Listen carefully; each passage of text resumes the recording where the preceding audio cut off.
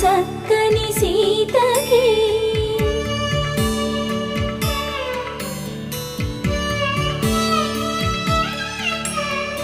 ఎర్ర జాబిలి చేయి రాముడేడని అడుగుతుంటే చూడలేదని పెదవి చెప్పే చెప్పలేమని కనులు చెప్పే నల్ల పూసై